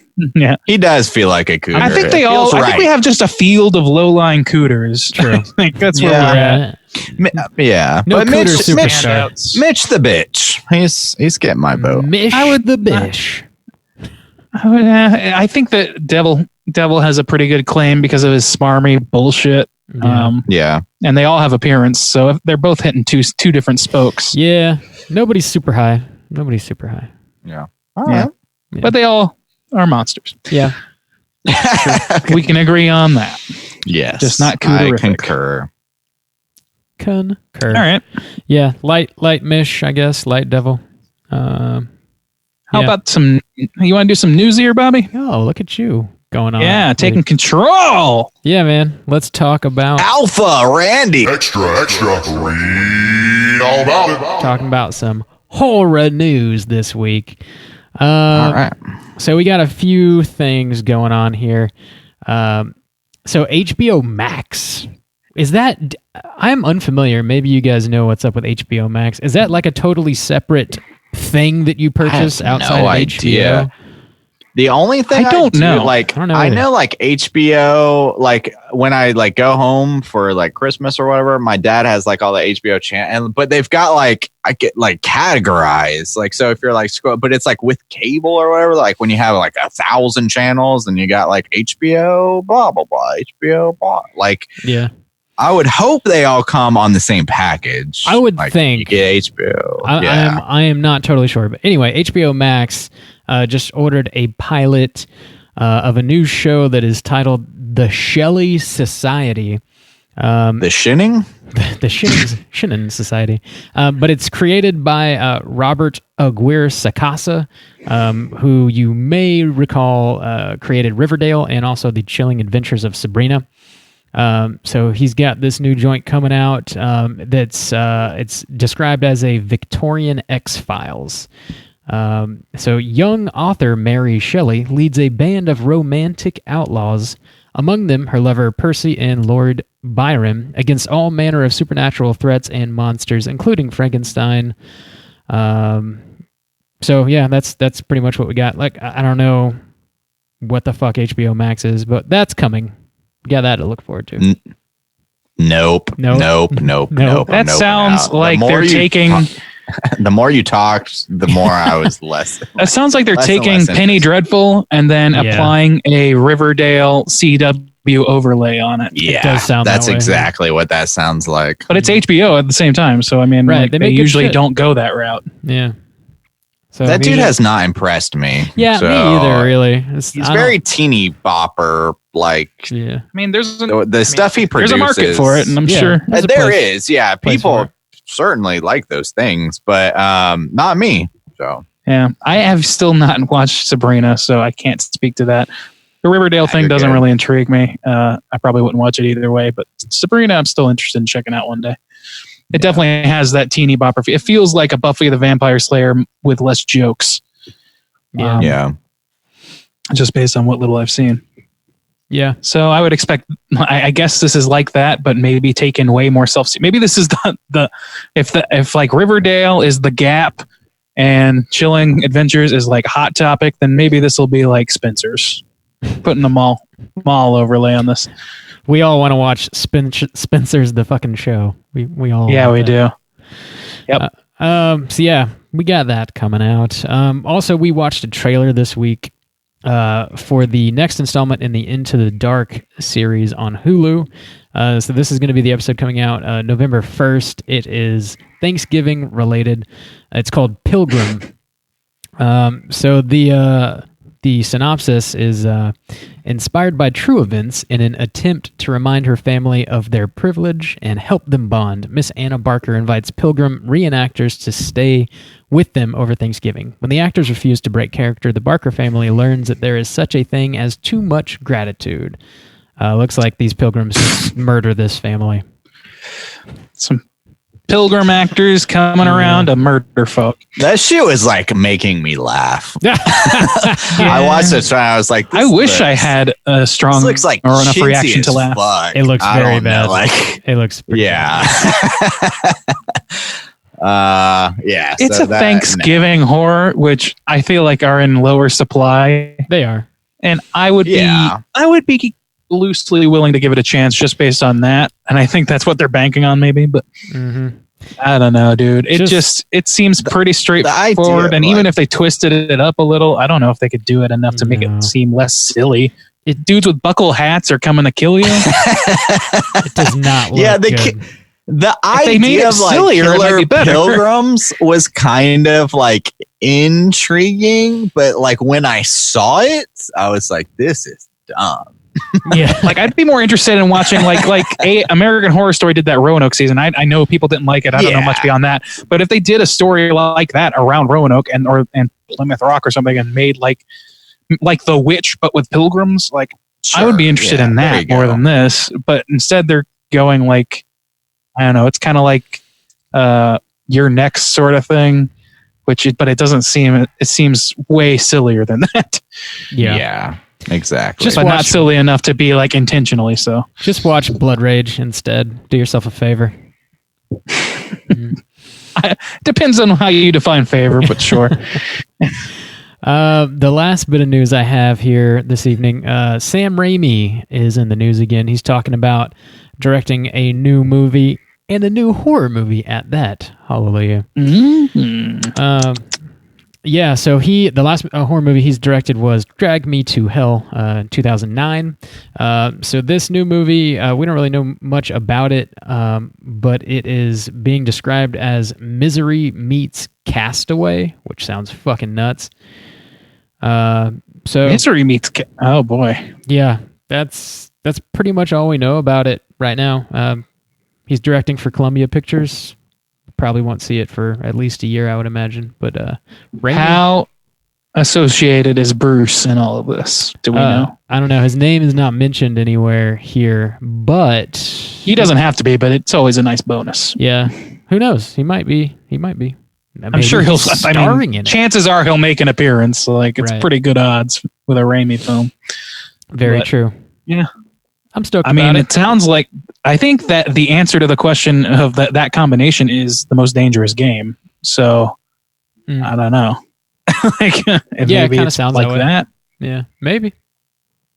I don't know. We'll see. I just don't fucking know. Starring Tom Hanks, coming to a theater near you. America's nice uncle murdering folk. I want to see that movie. It's not far off. I feel like somebody's going to entice Tom Hanks to be like, you know what? It's time for you to do something really out of the ordinary. Your capital has never been higher. You're America's like kindly, gentle and uncle. You might as well capitalize on it, man. Go in there and do something really bizarre, and people will love Tom it. Hanks should be like a wild serial killer. He should be. Like they should have him like tucking his dick like Buffalo Bill in a movie or some shit. Dude, That It would be blow nuts. people's I agree. fucking minds. strangely agree and support this wholeheartedly. I want to see Tom Hanks tuck some dick. I'm down. I surprisingly do. I would pay money for it. I didn't know I didn't know I did, but now I do. You're opening up a whole. I'm awakening something in you. Turns out Tom would fuck Tom. Who would have thought? I wouldn't. So yeah, that's all I got as far as the news goes. Let's jump on over into our Hotline Scream segment. We've got some voicemails to play this evening. We've actually got 4. 2 are from Michael. Michael just talking and talking. He had to call in twice. Talking. But if you are listening and would like to call and leave us a voicemail, you can hit us up at 904-638-3231. Let's go ahead and play that first voicemail. First up, we're hearing from Michelle. Hi, Straight Chillin'. This is Michelle. What I watch on Halloween, every Halloween night, is the classic movie Halloween because it's a classic. I love the score on it. Just the Halloween theme is amazing. You know that's Halloween every time you hear it. So it's always on the background while I'm giving out candies or doing whatever, and watch it more than once. All right, thanks. Bye. Very true. Yeah. Thanks for calling in, Michelle. Gotta go Halloween. It's a classic for a reason. I feel like it's almost assumed that you gotta watch that. Yeah, I It's a really horror love fan. to watch the two together. Like if possible, almost like back A to double back feature? or like within a day. Yeah, like watch them real close. Yeah, that's good. Good suggestion. Yeah. Michelle. I haven't done that yet this year. Actually, I think I'm gonna watch 4 and 5 double feature. I like those ones. I've I know never people seen don't. 4 I or like 'em. 5, so maybe I will do that. It's probably too late for you to enjoy them the way I do. Oh shit! Okay. You know? I mean, maybe, I don't know. Like Michael, one thing I forget, and every time I see that movie, Halloween 4 or 5, I always I'm like, oh shit, the mask is so terrible in these ones. It is. It pretty looks bad. Fuck that shit up it's so bad. bad. I don't know, man. They really they've done their due diligence over the last several features from them, but man, those ones and Resurrection is insanely funny. It's a but fucking 4 and 5 are parody pretty of bad. itself. Oh my god, It is. It's terrible. But yeah, he's too clean, and it's just he doesn't look menacing at all. It looks it looks like a domino mask, like one of those cheap ones you get at Party City, and you're supposed to decorate yourself. I don't know. Anyway, Halloween, good movies. Yeah, good movies. solid shit. Sometimes, Good pick. sometimes. Let's go ahead and listen to old Michael talk for a while now. Michael. All right. Now for part 1. Yeah. Hey guys, this is Michael from Horror Apocalypse. Listen, I just wanted to give you guys a call. I haven't called in a long time, so I have a ton of stuff I need to go through from probably about 3 or 4 episodes back to now. So I may need to call 2 or 3 times. But anyway, let's go ahead and get started. First off, Justin, you were talking about adding a 5th point to the Cooter Hunter. I don't think so. I don't think that would be a good idea. I think 4 keeps it all nice and rounded. And to kind of make a 5th one an all-around patheticness of the character, I think all 4 of these points actually make for a pretty pathetic character anyway. And that's really what a Cooter is, in my opinion. It's somebody who's just ultimately the most pathetic character in the entire movie. So these 4 points add up to that. So I wouldn't recommend a 5th point. I think you guys have it nailed down just the way it is. Next, my thoughts on Ghost. I had to pick it from my boy Justin. You know, guys, I'm sorry. I tortured you guys once before. I need to at least make one of you happy with picking a movie. I know Justin had been trying for as long as I can remember to get that on there. I know it was probably a gag recommendation, but hey, you know what? $15 is a small thing to pay to keep you guys happy. So Justin, you're welcome. The other 2, get off your high horses. It was a good movie. No, I'm sorry. No, the movie sucked. The only good thing about it was the music. Next, let's just start watching all the way, going down the list here.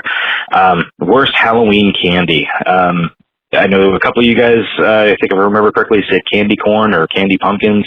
Those are fantastic. I think you forgot circus peanuts are out there. You forgot black licorice is out there. I think somebody did mention Necco wafers, but they didn't know what the name was. I mean, those are all much more worse than candy corn and candy pumpkins. Next up, let's see. Most memorable Halloween costume. There's 2 actually. Growing up in the 70s, we had all these kinds of weird costumes where you put on this plastic overlay, and then there was this big inflatable head that you strapped over yours, and you painted face paint on your face to kind of blend in with this bulbous head that's suddenly atop yours. That was ridiculous. I don't even know what kind of creatures I had, but I remember having a green one. And then my mother decided to dress me up as Dracula one day, and I had a big black overcoat that was supposed to be the cape, and she painted my face. I eventually ended up looking like Mr. Lobo crossed with a vampire clown. It was not a good sight. And there's a picture of it floating around, I think, on my Facebook page. So if you hunt, I'm sure you'll find it. What do I watch on Halloween night? Well, yeah, I'm kind of cheesy. We go with the classics: Friday the 13th, Nightmare on Elm Street, and Halloween, all part 1s. You know, get those out of the way. Now to cover the 3 other ones, or sorry, 2 other ones that you guys talked about. Spooky ghost story. Adam, my spooky ghost story. My religious belief, or my End part 1. Part 2 begins now. Told you it was probably going to take at least 2. Anyway, as I was saying, my spooky ghost story. When I was little, now my preface this by saying my belief system really doesn't believe in anything spiritual. It's more of a science kind of thing. If it can't be proven, it probably doesn't exist. It was a trick of the mind. But when I was younger, probably around 15 or so, I got up in the middle of the night and I was trying to go to the bathroom. And where I lived, my bedroom had its own, giant walk-in closet that I converted to an office, and a giant walk-in full bath, shower, everything.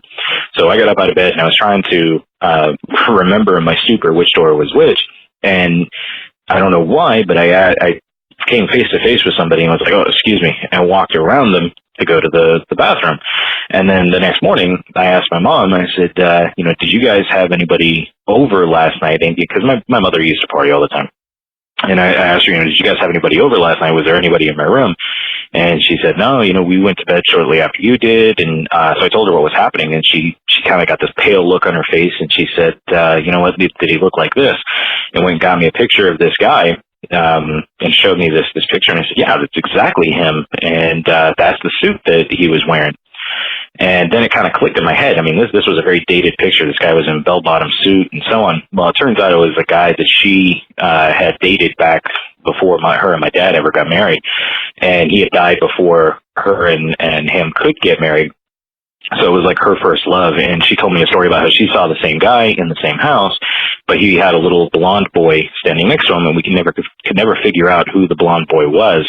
Until about 3 or 4 years later, when my little brother was born, my brother is blonde. He's the only one in the entire family who is blonde. So we kind of, at the time, we thought, well, that was him coming from beyond to let us know that my brother was on his way. So that was pretty cool. That's my spooky ghost prank, or spooky ghost story. Now, for my Halloween prank, anything that just makes people cry. I'm a big fan of making people cry. And guys, before this one runs out, I just want to end this by saying I want to thank you all for voting me the first real-life Cooter, thanks to my movie pick of Curse of the Screaming Dead. It's an honor. I expect some sort of medal or some sort of award in the mail. Rob, you've got my address, so whatever you guys want to send me, I'll be glad to accept it. And have a great one, guys. Thanks so much, and, stay chilling. You hear the sound of the Gish Gallop that just went over our ears? That was a lot. That was. I think the most interesting thing I picked up from those voicemails is that Michael's mom is definitely a swinger. Did you guys? Hell yeah! Hey-o. Mom used to party all the time. Hey, I want to put this out there so that we're perfectly clear. Cooters don't get awards, bud. All right, Cooters don't receive awards from this podcast. Okay. Sending you a cake all the way from South Korea, guy. It'll be there in about 4 weeks. It's gonna have like octopus tentacles and shit on it. You cool with that? Yeah, it is. Probably won't say I'm that. an expat. That's the Whoa. kind of cakes that we eat in South Korea. Wait, who's we, motherfucker? Oh, white devil over here. That ghost story was fun, we got a ghost prank. Oh shit! That made me laugh. It's like, that's my paranormal prank. I mean, my story, whatever. Like, That story is pretty wild, though, man. That was freaking. Yeah, me that story out. was pretty cool. I mean, I immediately flashed to when he said bell bottoms. I was like, oh, Sixth Sense. That one Sixth Sense scene. that one. That one. They're all cool. dead. Candy corn is definitely better than. I Circus did Peanuts. mention Circus Peanuts. Yeah, We did. I will say And though, I think it was a caller that called in for candy corn. I mean, we kind of were like, Rob loves it. We I were do. medium on it. Yeah, I'm medium on it, but the sweetest candy of all was upsetting Rob on his heartfelt beliefs. So Black licorice, I did forget about that one. That was a pretty good one. gnarly. Nobody likes that shit. I never got one of those for Halloween though. I don't think I ever. You get the I black definitely licorice got candy Necco beans, wafers. which is a fucking nightmare. I hate those things. Oh, Yeah, those things. suck. Candy beans. Yeah. Candy beans.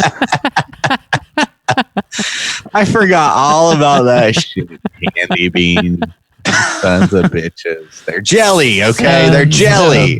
They're not jelly. No, they're not. In Korea, That is not a they're principled jelly stance I beans. possess. Yeah. I don't know. There was a lot to respond there too, but yeah. No prizes for I wonder if if we but should thanks put for like the. a limit out there, like a one call per. Yeah, I don't know. It I don't think that's going to be like a reoccurring thing, but Oh my god! Now that regardless- we've addressed it, it'll definitely be like 6 of them. regardless, next week. just breaking your balls, Michael. Man, it's always good to hear from you. Yeah. And thanks for sharing. Hashtag appreciate you. Hashtag. Hashtag. appreciate You got your own podcast, bro. I'm just kidding. That's funny as fuck. Oh, we got one more. No, we appreciate you, man. One more voicemail we got to get to. Yeah, this one's from Heidelberg. Heidi Birdie. Let's hear what he has to say. No. According to speech to text, it's Heidelberg, so that's what we're going with. What up, boys? It's your boy Heidelberg. Just calling in to say, Bob, you seemed really salty last episode about having to watch Ghosts, man. And that it's not horror and all this other stuff. And I don't know, Justin, if only there was like a way to really make him like it, you know? I don't know. I'm Henry VIII, I am. Henry VIII, I am. I'm Henry VIII, I am. Henry VIII, I am. Second verse, same as the first. All right, I'm not going to sing anymore. I just thought that was funny. Yeah, you know, it's not a great movie as far as horror goes, but it made for a great cast, and I'm glad you guys did it. Justin, keep giving Bob a shit about it, though. As far as horror movies that I like to watch during the time of Halloween, John Carpenter's The Thing is like a must-watch for me, and I really like The Great Pumpkin. You know, Charlie Brown, can't get it wrong. So you guys just keep chilling, all right? Later. You know what? I like it now. All of a sudden, it's crazy. My favorite movie. Bob. It just happened. Boom. Justin. I think you're letting the spooky season cloud your judgment. If we had covered it in like February, I bet you could appreciate it more. I actually do like that movie, though. It's like, yeah, actually, really. You rated it highest. Actually, Yeah, you rated it higher than us, so you know, pretty good. It's actually pretty good. No Henry VIII's required. Yeah, Hyderberg, you got some pipes. You got some pipes on you, man. Yeah, man.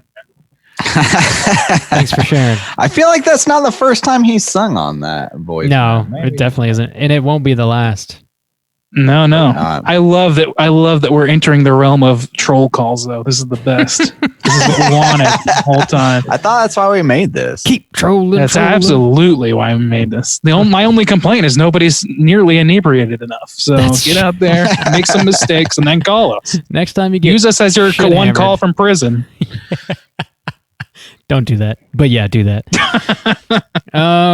So as we've been doing every week for the month of October, we've got a new prompt for our Hotline Scream segment this week. We want to, we kind of posed it last week, and Michael called in, and one of the many fucking things that he talked about was he shared a ghost story. So we were intrigued by that. We want to hear about your paranormal experiences, whether you've experienced some sort of a ghost or like, I don't know, an alien or just anything that's like supernatural or paranormal or outside of the norm. We kind of want to hear from you. Share your stories with us. And again, you can hit us up at 904-638-3231. We are ready to believe you. Bitch, I might believe. Yeah. So call in and let us know. I don't know if you guys have ever experienced any craziness. I don't remember you sharing stories. If you have, you'll find out next week. All right. Okay. I probably produced some by I have night terrors, so I'm sure my sister had some sleepless fucking nights because of that. Oh, good Lord, yeah. It's like, oh, someone's screaming in the room next to mine. This is my life. I'm sure. Yeah. I'm 11 and I'm dealing with this now. Yeah. Yeah. So no, I don't have any of my own, unfortunately. I wish. That'd be fun. It'd be fun to have to be able to question the universe a little. Yeah. Instead, I have to just fucking deal with science and shit. It's bullshit. Fucking bullshit. It's all bullshit, man. I wish I had some Phaeton stories or something. Yeah. It's all bullshit, man. I want to have seen Bigfoot. I want to have smelled Bigfoot. I would hope to entertain him should I ever come across him. Oh yeah, that's the thing he's most desperate for. He doesn't have goal. HBO Max now. My goal is to entertain him through drumming. So yeah, hit us up for next week. Let us know about your spooky stories, and yeah, that's it for Hotline Scream. We got one more thing, one last segment. There's only one thing left to do. It's time to save a life. Where did Bob go wrong? Were he and his friends sifting way too long through those Blu Ray bins? And it gets worse, he'll have no jet ski, wasting all his dough on those DVDs.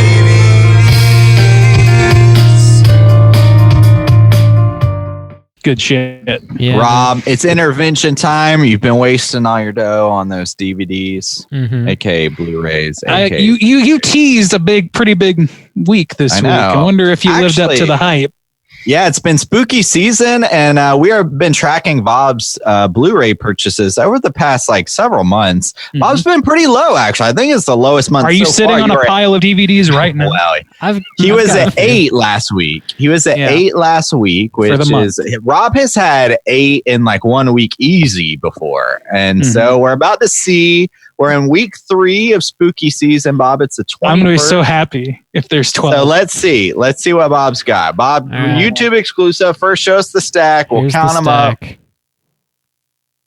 1, 2, 3, 4. That's 7. 5, 6, That's 7. Okay, so shattered. That's 7. Ooh, Haxon. Good call. All right, Bob. So I'll run it down here. So I picked up Haunt on DVD, which we were talking about it this week, and so I just got a copy. Well, no wonder you said you would pay $6 for it. You already had. I bought it. You already spent 20. Yep, $20 billion.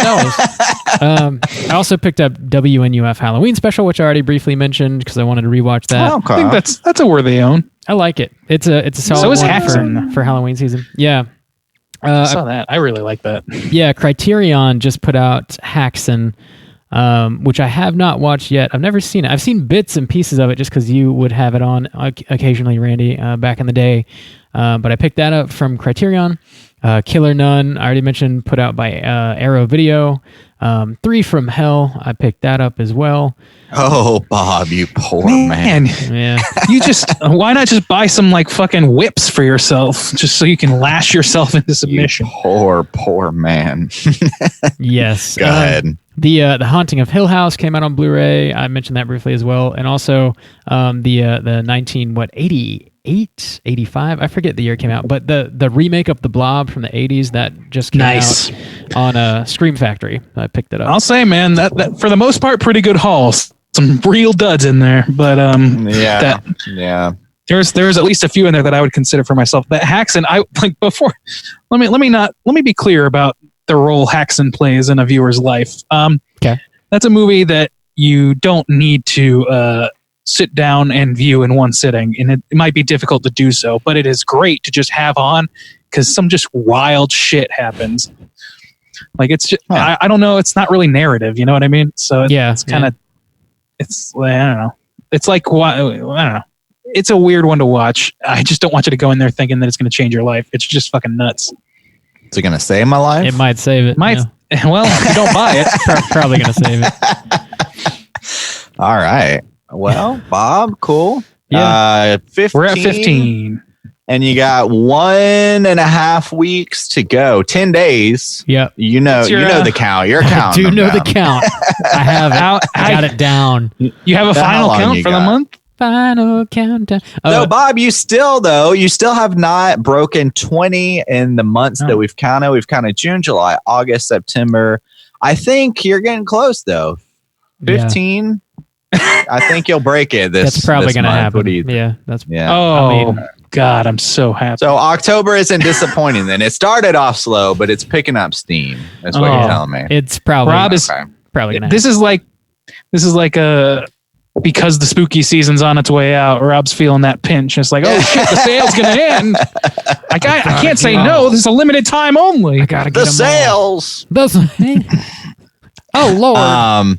Bob, the whole goal of this segment is to see whether or not you could have purchased a jet ski had you just saved your money instead of purchasing all these Blu-rays. We're coming up on the end of the year, Bob. Not only is spooky season ending, but we're coming up on the end of the year, and I don't know.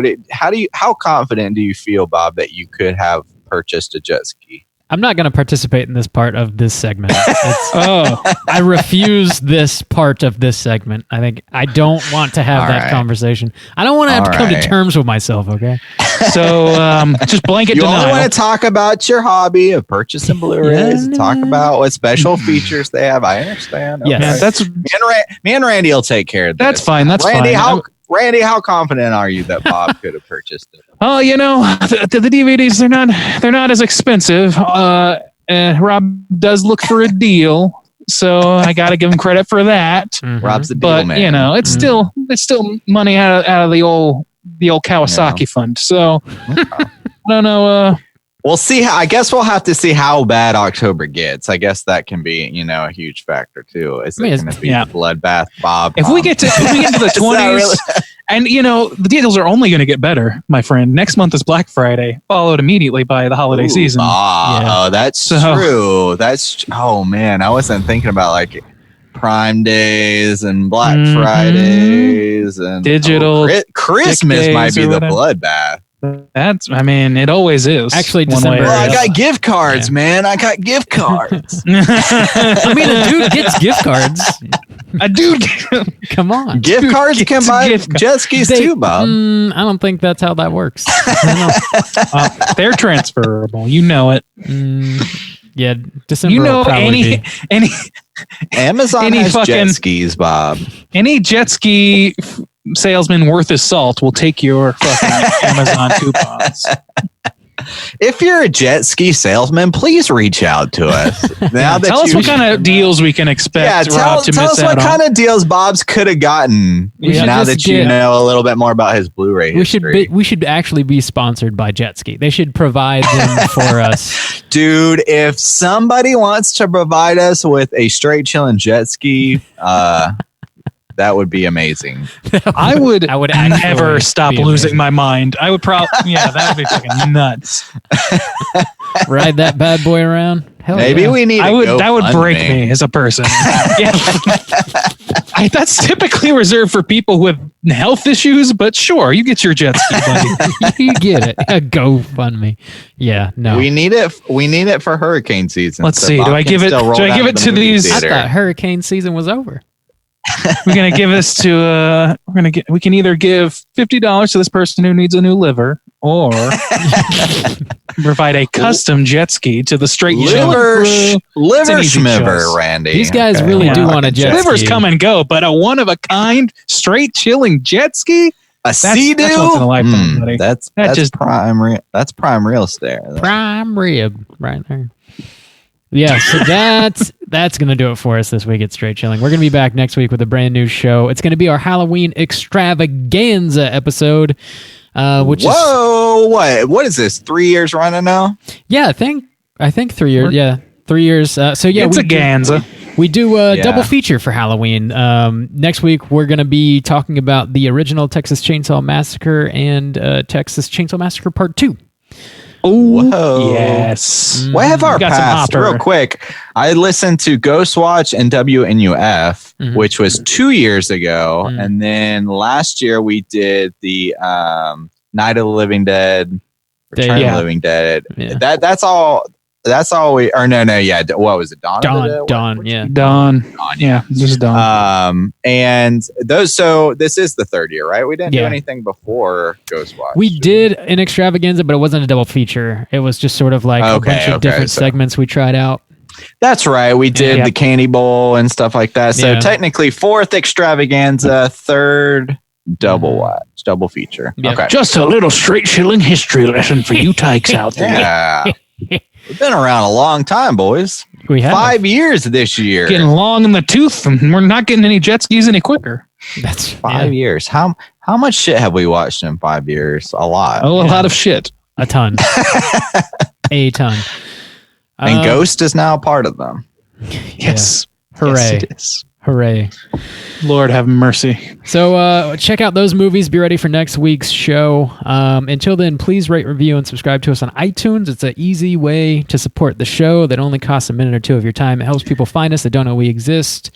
You can hit us up on Twitter at STR8_chilling, on Instagram at Straight Chilling Podcast. Send us an email through our website, straightchillingpodcast.com. If you want to join our Slack channel, talk about the movie of the week, talk about horror TV, music, video games, all kinds of stuff, just hit us up on any one of the social media platforms. Let me know. I'll send you a link so you can join in on the Slack conversations. Don't forget to call and leave us a voicemail. We want to hear about your spooky real-life experiences, ghosts, aliens, Sasquatches, big feets, whatever it is. Hit us up at 904-638-3231. We got one more week of the Blu Ray raffles. Support us on Patreon to get in on that. Watch Justin play video games. Check us out on YouTube. Watch Randy's new clip. Watch Randy's new freaking. Let's go viral. We're gonna do it. It is incredibly Make it dope. viral. It is Can you, dope. Mike? That's every client in America does that shit. They're like, can you make this one viral? Can you click viral on the can we TikTok? go viral with this one? Yeah, I can do Can that. I pay Let's an go ahead. extra $350 to go viral, please? Well, it's an extra $50. I can cover that. I'm good. I'd Make it really viral. like to go viral. I love that. Can we make this one go viral? Is this one of those Yeah, viral let's go ahead. videos? You know what? I'm feeling saucy. Let's spring for the viral on this one. I like the viral package, please. Oh, you know what? Weatherproofing too. That'd be good. Spare no expense. Some expense.